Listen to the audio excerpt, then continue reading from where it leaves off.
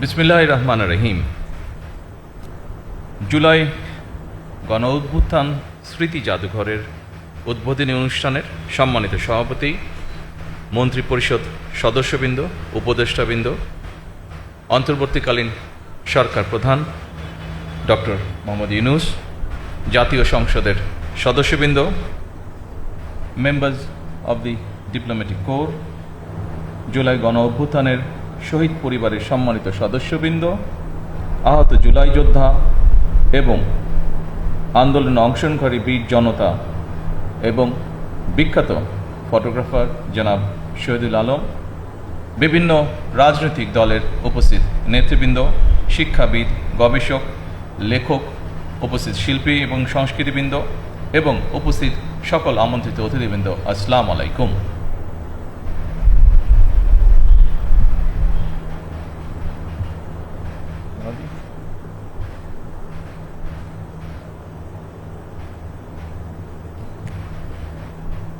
Bismillahirrahmanirrahim.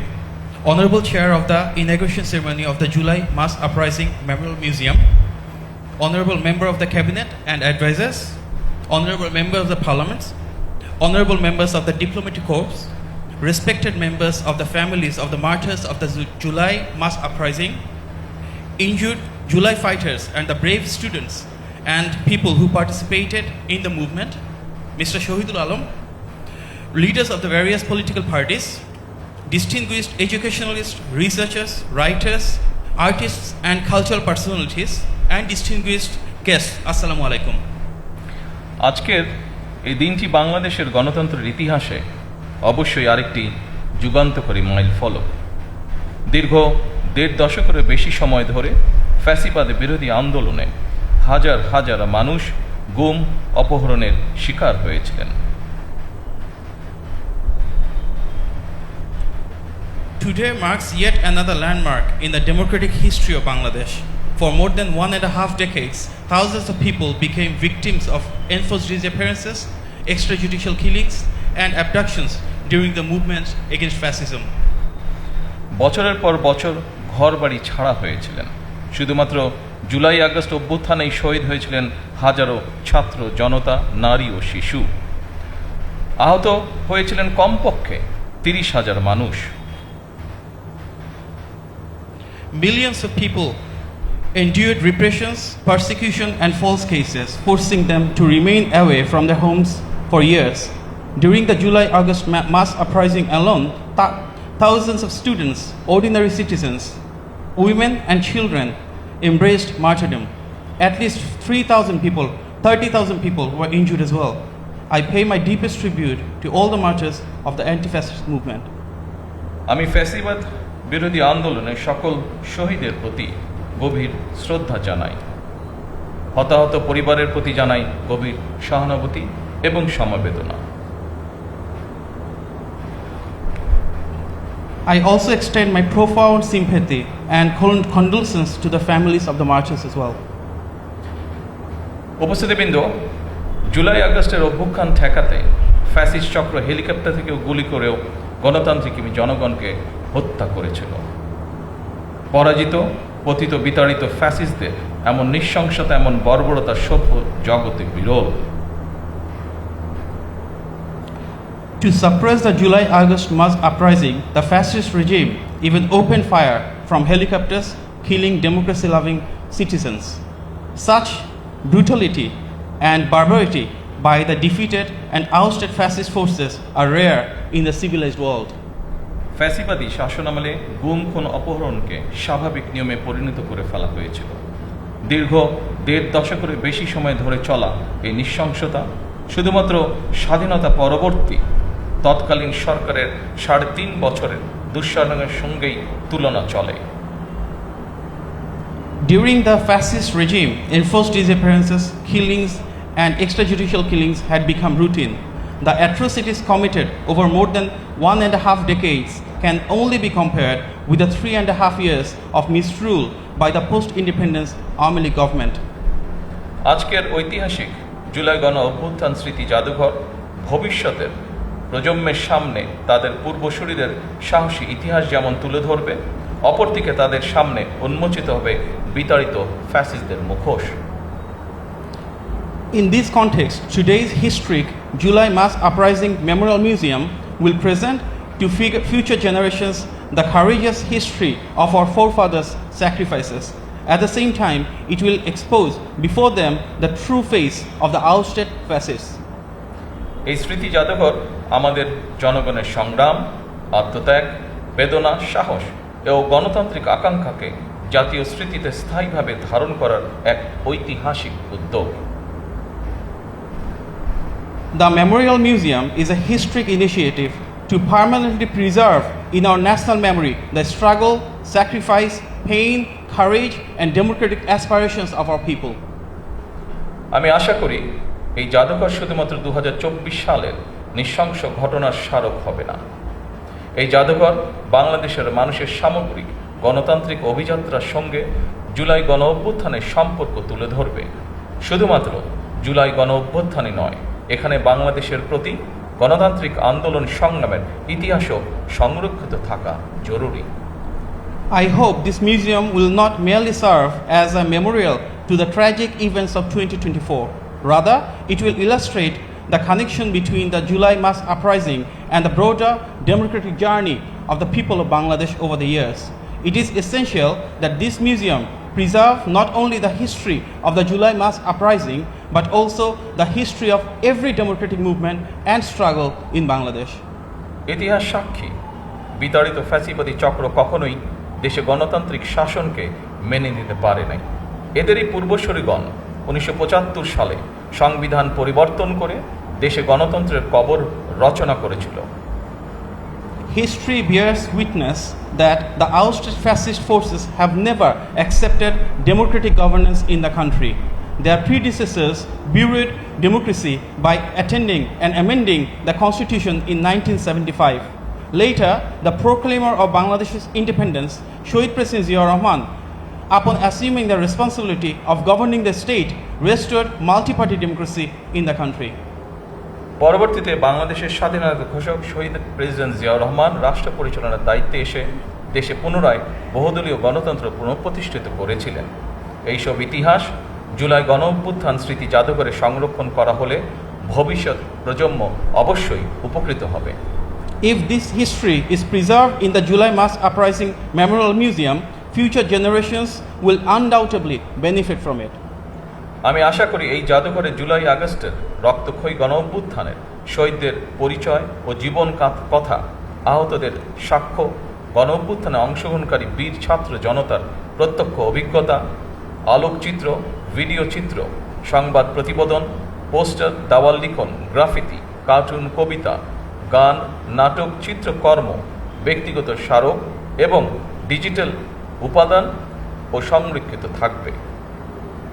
I hope this museum will preserve the identities and life stories of the martyrs of the July-August mass uprising, the testaments of the injured, the first-hand experiences of the brave students and citizens who participated in the uprising, their photographs, video footages, news reports, posters, wall writings, graffiti, poems, songs, dramas, works of art, all the creative work, personal, memorial, and digital archives as well. যারা এই জাদুঘরে নিজেদের ব্যক্তিগত স্মারক, দলিল, আলোকচিত্র, শিল্পকর্ম জাদুঘরের জন্য প্রদান করেছেন, তাদেরকে আমি আন্তরিকভাবে ধন্যবাদ জানাই। I extend my sincere gratitude to all those who have donated their personal experiences, documents, photographs, and works of art to enrich this museum.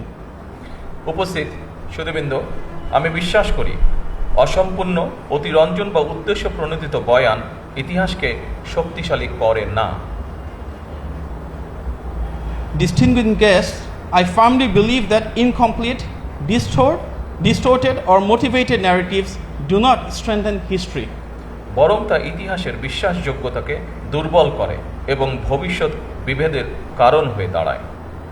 Rather, they undermine its credibility and become a source of division for future generations. সুতরাং প্রতিটি বিষয় যথাসম্ভব সত্যতা নিশ্চিত থাকা প্রয়োজন। একই সঙ্গে জাদুঘরে রাখা বিষয়বলী সম্পর্কে বাংলার পাশাপাশি ইংরেজি এবং অন্যান্য ভাষা উপস্থাপিত হলে বিশ্বের ভিনদেশী মানুষ ভিন্নভাষী মানুষ বাংলাদেশের গণতান্ত্রিক সংগ্রামের ইতিহাস সম্পর্কে জানতে সুবিধা হবে। Therefore, every effort must be made to ensure the highest possible degree of historical accuracy. At the same time, if the exhibits and information displayed in this museum are presented not only in Bangla but also in English and other languages, people from around the world will be able to learn about the history of Bangladesh's true democratic struggle.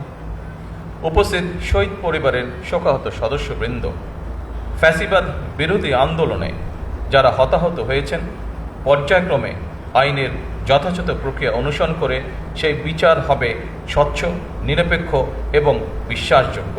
Sarkar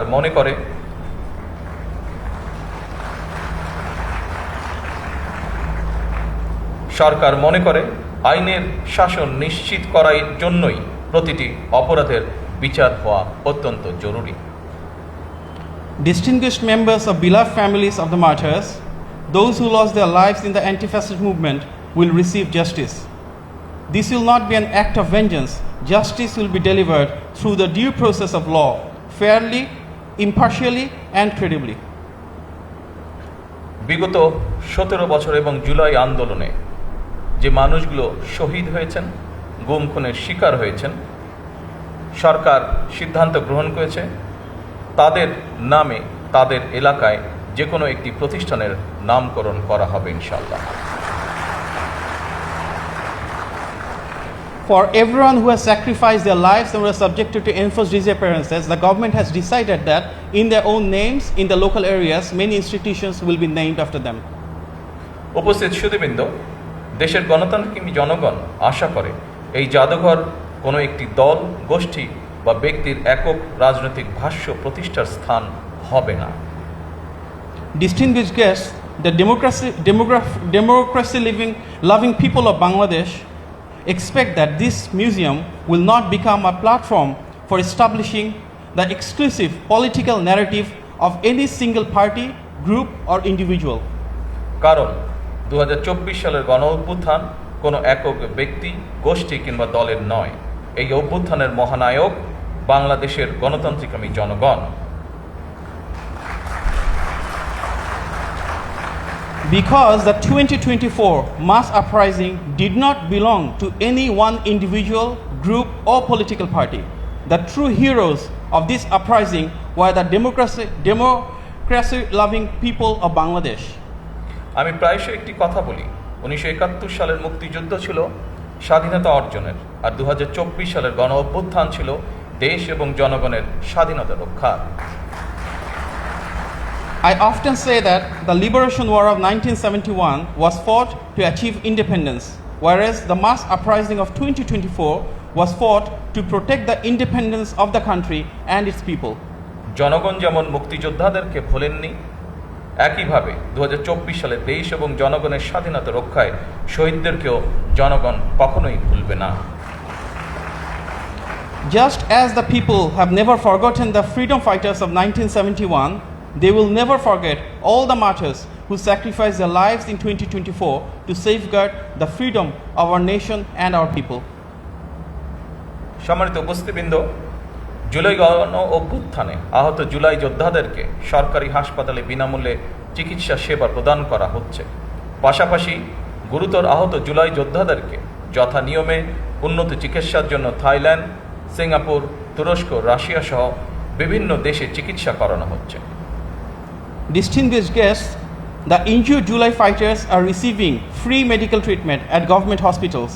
In addition, those who sustained critical injuries are being sent for advanced medical treatment to countries including Thailand, Singapore, Turkey and Russia. বর্তমানে 50 জন জুলাই যোদ্ধা বিদেশে চিকিৎসাধীন রয়েছেন। গেজেটভুক্ত জুলাই যোদ্ধাদের মধ্যে 13,000-এরও বেশি জুলাই যোদ্ধাকে তাদের নিজস্ব ব্যাংক অ্যাকাউন্টে শ্রেণীভিত্তিক মাসিক সম্মানী ভাতা প্রদান করা হচ্ছে। At present, 50 July fighters are undergoing treatment abroad. Among the officially gazetted July fighters, more than 13,000 are receiving monthly honorarium according to their respective categories directly into their own bank accounts. ফ্যাসিবাদের বিরোধী আন্দোলনে হতাহতদের রাষ্ট্রীয় উদ্যোগে সহায়তা করার ব্যাপারে বর্তমান সরকার অত্যন্ত আন্তরিক। The present government remains deeply committed to extending state support to those who suffered in the anti-fascist movement. আর্থিক সহায়তার পাশাপাশি বর্তমান সরকার শহীদদের কাঙ্ক্ষিত বাংলাদেশ প্রতিষ্ঠার কাজও শুরু করেছে। এরই অংশ হিসেবে দেশ পুনর্গঠনের লক্ষ্যে 31 দফা নির্বাচনী ইশতেহারের পাশাপাশি জাতীয় সংসদের সাউথ প্লাজায় স্বাক্ষরিত জুলাই সনদ পর্যায়ক্রমে বাস্তবায়ন কার্যক্রম শুরু হয়েছে। Alongside providing financial assistance, the present government has also begun the work of building the Bangladesh envisioned by our martyrs. As part of the national reconstruction effort, implementation has commenced in phases of both the 31-point election manifesto and the July Charter, which was signed at the South Plaza of the National Parliament. একই সঙ্গে গণভোটের আকাঙ্ক্ষা বাস্তবায়নের লক্ষ্যে জাতীয় সংসদে গঠিত সংবিধান সংশোধন সম্পর্কিত বিশেষ কমিটিও কাজ শুরু করেছে। At the same time, the Special Committee on Constitutional Amendment formed in the National Parliament has also begun its work to fulfill the aspirations of the people. দেশ পুনর্গঠনের মাধ্যমে একটি স্বনির্ভর, সমৃদ্ধ, নিরাপদ, গণতান্ত্রিক বাংলাদেশ প্রতিষ্ঠার মাধ্যমে আমরা শহীদদের কাঙ্ক্ষিত বাংলাদেশ গড়তে চাই ইনশাআল্লাহ। Through national reconstructions, we will inshallah build a self-reliant, progressive, prosperous, secure and democratic Bangladesh, the Bangladesh for which the martyrs laid down their lives. উপস্থিত সুধীবৃন্দ, আমি আজ এই অনুষ্ঠানে একটি বিষয় জনগণের দৃষ্টি আকর্ষণ করতে চাই। Distinguished guests, today I would like to draw the attention of the people to one important issue.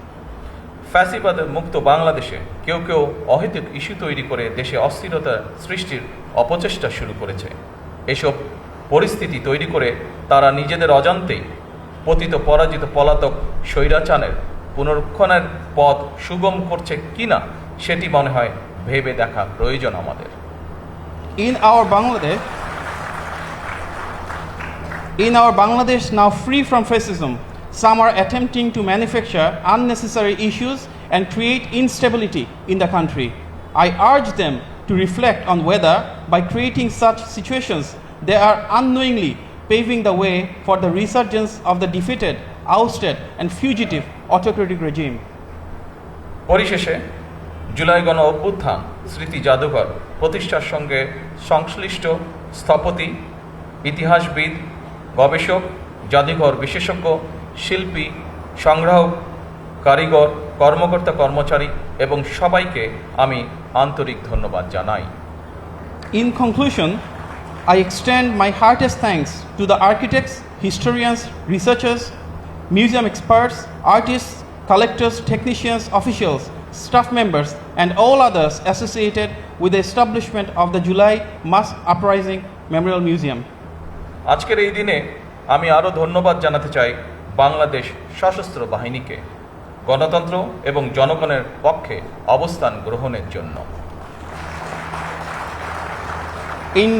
Today, I express my deepest thanks to all the armed forces for their vital role and standing by the side of the people during the fascist rule. Thank you. এই বাংলাদেশ আর কখনোই তাবিদারি রাষ্ট্রে পরিণত হবে না ইনশাআল্লাহ। এই প্রত্যাশায় জুলাই গণ অভ্যুত্থান স্মৃতি জাদুঘরের শুভ উদ্বোধন ঘোষণা করছি। সকলকে আন্তরিক ধন্যবাদ।